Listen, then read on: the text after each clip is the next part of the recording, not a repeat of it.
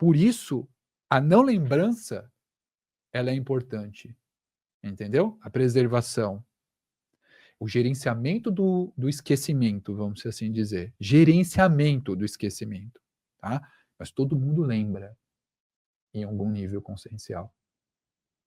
Que é que Entende? as pessoas querem trabalhar com nomes, né? As pessoas gostam da história. Uhum. E é importante você falar isso, acho super importante. Por quê? Porque a gente deu exemplo lá, Júlio César, né? Nero, sei lá, uma figura assim. Uhum. Tá. Porque também eu acho que pode acontecer. Ah, mas então se eu fui tal figura, hoje eu creio que eu não estou num potencial desse. Aí frustra porque a pessoa se liga lá em Isso. algo que ela acredita que Uhum. foi, entre aspas, Uhum. melhor, Uhum. por conta do poder material. Muitas vezes Uhum. acho que as pessoas estão muito presas no poder material, né? Uhum.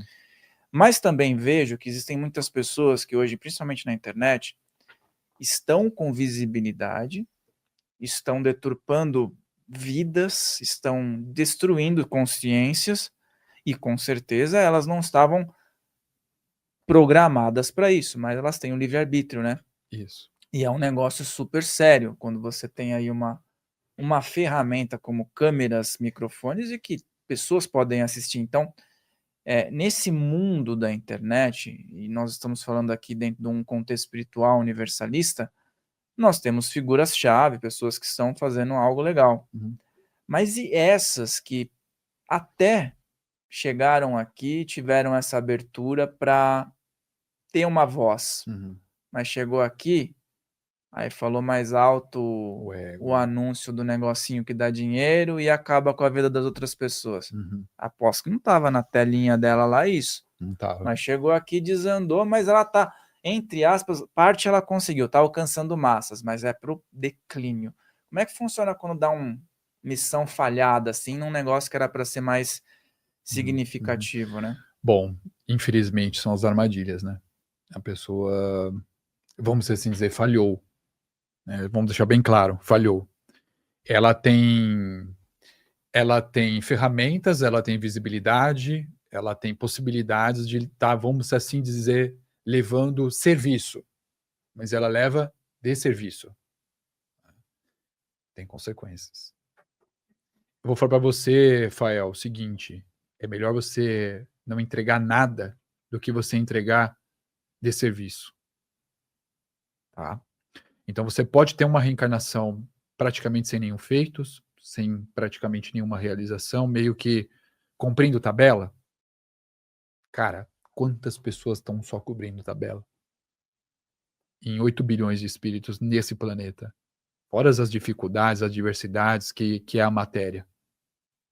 Né? Porque tem bilhões de pessoas que o significado da vida é poder se alimentar. Bilhões. Se alimentar. Tá aqui o que a gente tá fazendo. É tipo assim, o que eu vou comer hoje? Eu tô 3, 4 povos tomando bomba na cabeça agora, nesse exato momento. Morrendo de inanição, de desidratação, não ter um copo de água para beber. Né? Então você tem disso o pico da pirâmide com pouquíssimas pessoas detendo toda a fortuna da humanidade. Grupos de poucas pessoas tendo toda a fortuna da humanidade. O poder das mídias e tudo mais. É desafiador. Né? Mas então, trazendo para a pessoa que não está realizando nada, já é uma coisa que não é boa, porque ela tem condições, se ela tem um trabalho, tem saúde, mas ela não está entregando nada. Sei lá, está jogando videogame, está reclamando das coisas, entendeu? Tá só reclamando do trabalho, só reclama, reclama, reclama, sabe? A vida é só reclamação e política e tudo mais. Não está entregando nada, nada. Vai chegar lá, cara, vergonha. Vergonha, vergonha. Não é assim, você está julgando. A consciência lá tem vergonha. O espírito tem vergonha. Não é alguém que vai colocar ele no cantinho e falar, você. Não, o espírito fica com vergonha. Não é ninguém julgando, entende? Então, assim, você sabe que lá dentro, você sabe, você quer ignorar isso. Isso tem um preço. Agora, as outras pessoas que se perderam no ego, porque isso é ego, tem acesso a algum tipo de informação, tem algum tipo de habilidade e está fazendo desserviço. Isso é imensamente pior. Imensamente pior. É trágico, é uma tragédia isso. Uma tragédia. Um monte de gente colocando desserviços absurdos na espiritualidade, usando, por exemplo, isso aqui que a gente está fazendo. Cara, depois isso espiritualmente. E ó, quando você começa a entrar nesse nível, se perder, desserviço total, tá prejudicando as pessoas, às vezes a pessoa nem tá olhando para isso, já nem liga mais. O suporte que ela tá tendo espiritual não é de luz. Isso é um fato. Porque entidades de luz não suportam estar numa situação dessa. Você acha que uma entidade de luz vai estar olhando aquilo lá e achar isso legal? Vai achar que isso tá bacana? Vai criar um campo de proteção ali, né? Isso, exatamente. É. Ah, deixa eu proteger ele. Não, vai se afastar, não tem mais nenhuma sinergia, não tem mais nenhuma conexão. Acabou.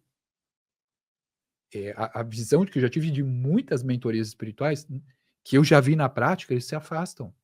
Se afastam. Ou as pessoas pensam que estão lá, não tem mais suporte espiritual da luz nenhum. Não é que está desassistido, não tem mais. Quando precisar, tá lá. Mas não tem mais. Que suporte que tem espiritual? Não é da luz. Quando o bicho pegar, tchau, pulam fora. Exatamente. Quando o bicho pegar, pulam fora e deixa perdido, desassistido.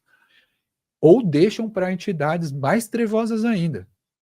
Tipo, usou, dominou, picou mula, deixou no limbo e os que encampam é barra pesada.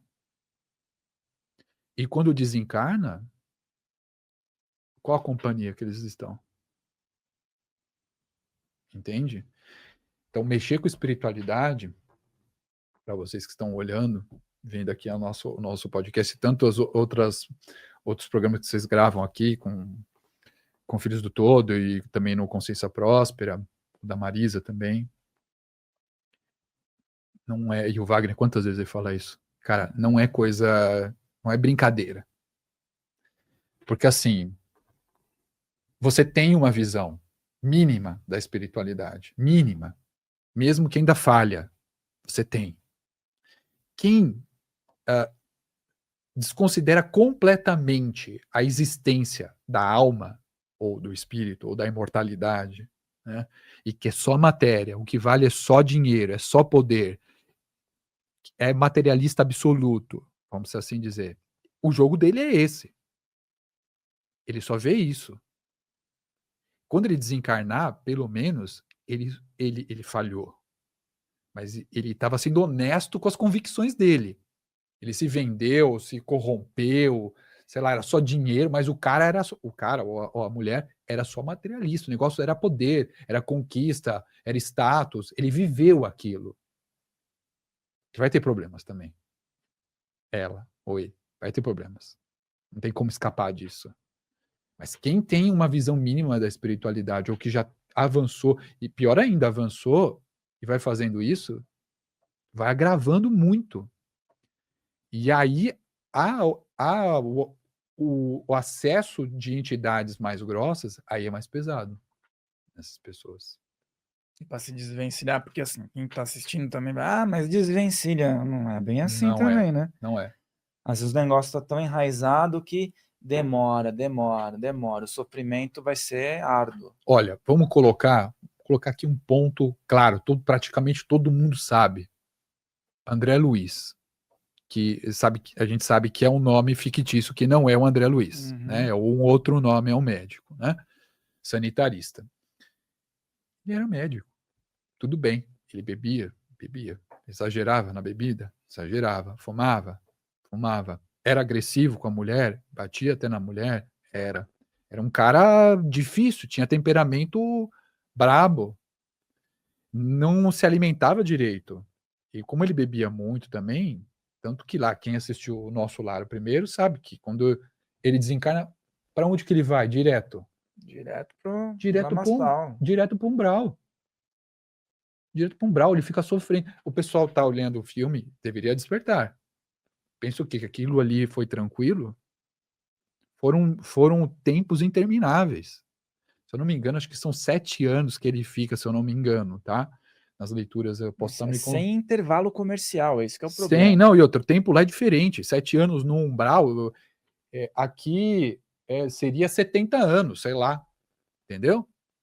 E depois de muito tempo, ele aceita e é resgatado e fica muito tempo sendo tratado. E lá, quando ele cai lá no mundo, no plano astral inferior, ele é chamado de suicida. As entidades sabiam. E ele não entendia por que suicida, ele não se suicidou. Quando ele chega lá nas câmaras lá de tratamento, nos hospitais, as entidades de luz falavam que ele tinha se suicidado, e ele achava um absurdo isso. E lá ele era arrogante ainda, porque ele era médico. Ele Como que queria ele... ajudar com conhecimento médico E lá. antes disso, ele queria ser tratado como médico, que ele não pode falar com qualquer um, ele teria que falar com o responsável, e não com o enfermeiro que estava cuidando dele. E detalhe, o André Luiz, que não é o André Luiz, cara, as obras dele são fantásticas. A transformação dele, tipo assim, um espírito de muita luz, entendeu? Mas enquanto médico, ele não tinha nenhuma visão da espiritualidade. E olha o que ele sofreu. Então, como você falou, você foi preciso. Não é assim, depois tira. Não é assim que funciona.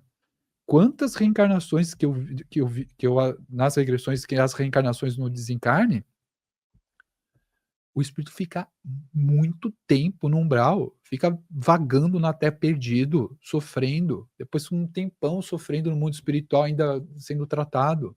É um tempo, eu não quero usar é um tempo perdido e de sofrimento.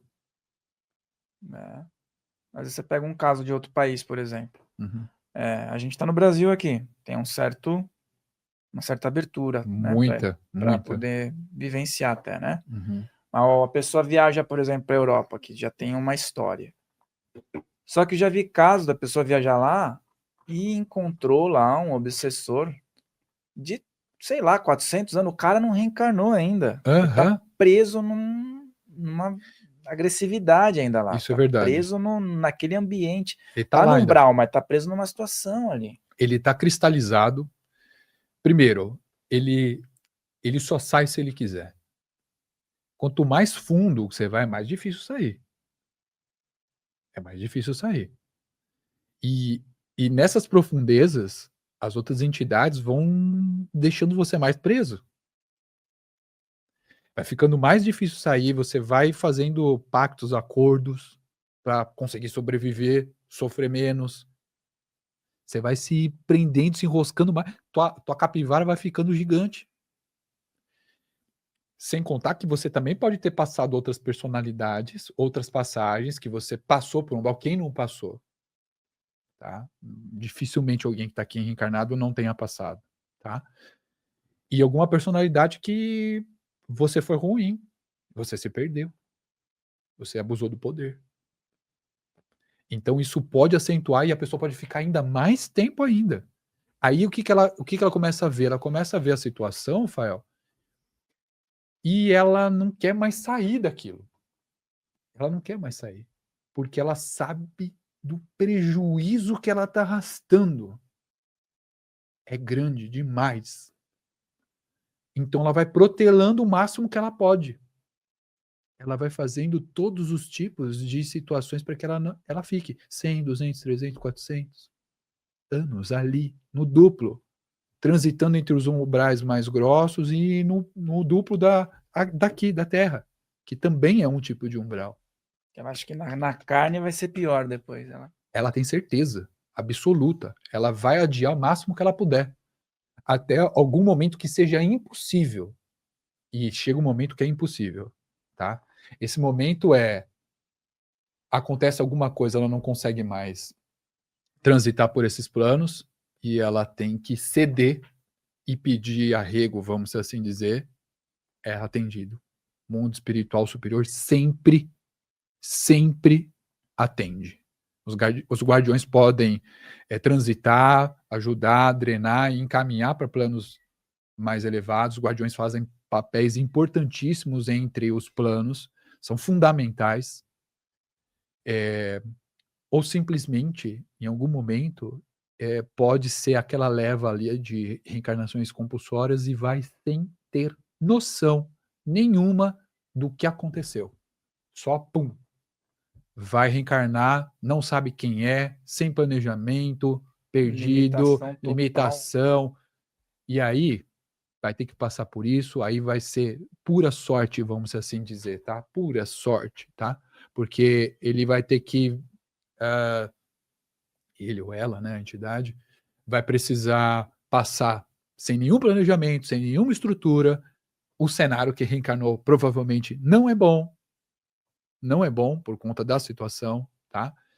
Vai viver como que vai ser possível, e aí a sorte dependendo de como viveu, dá um suspiro, e na hora que desencarnar ter algum acesso de suporte a entidades superiores que possam levar ele ou ela, tratar lá, fazer algum tipo de programação e mandar de novo. Mas aí, ó, esse período que ficou ali, perdidão ali, sustentando uma situação drástica, esticou muito mais o número de vezes de reencarnação que ele vai precisar ter, entendeu? Então, sem dúvida, é um péssimo negócio você protelando e ir pro lado escuro da força. Cara, eu vi uma vez uma situação, você falou, lembrei agora, que rolou isso. Quando uma situação terrível, já tinha feito coisas terríveis na Terra e estava com uma situação terrível lá, acho que entrou nesse quesito aí, sabe? E aí os guardiões tal fizeram isso aí, só que Terra estava tão terrível que foi programado, tipo, várias vidas nesse looping, ó. Coisas terríveis acontecendo com a pessoa, limitação, desencarnava já na sequência, não tinha nem opa, vamos ver, não, já tinha programado várias, para poder dar uma equilibrada, acho que quando terminasse essas vidas, aí sim, opa, agora sim, vamos ver alguma coisinha melhor para você? Perfeito. É doido isso, né, cara? Perfeito, e eu já peguei já vi caso desse, tem um caso que o Wagner também conta, muito interessante, bem nessa linha, que eu não vou contar que é um caso grande, mas faz muito sentido, porque o espírito, né, ele está tão prejudicado na maldade, no ódio, na polarização negativa, que ele precisa de, vamos assim dizer, reencarnações de drenagem disso. E assim, vamos assim dizer, muitas situações até que são possíveis dentro dessas reencarnações compulsórias de colocar, por exemplo, um espírito desse dentro de uma família amorosa, vamos assim dizer, tá? Então esse espírito já nasce revoltado, explosivo, com ódio, porque era onde que ele estava, era aquilo que ele vivia. A família não entende por quê. Nasceu uma criança daquela, não tem pessoas ali na família que são assim, porque quem não acredita na reencarnação vai pensar que é genética, mas não tem nada a ver com genética. É personalidade da alma, né? Então, a gente traz as nossas subpersonalidades, a personalidade congênita que a gente carrega, né? E então tem alguns casos que eles conseguem encaixar. Aqueles pais, muitas vezes, eles no mundo espiritual se programaram em voluntários e receber almas desse tipo, cara. Olha que interessante, né? Quando estão reencarnados, muitas vezes eles se sentem prejudicados, entendeu? Porque, pô, não é fácil, né?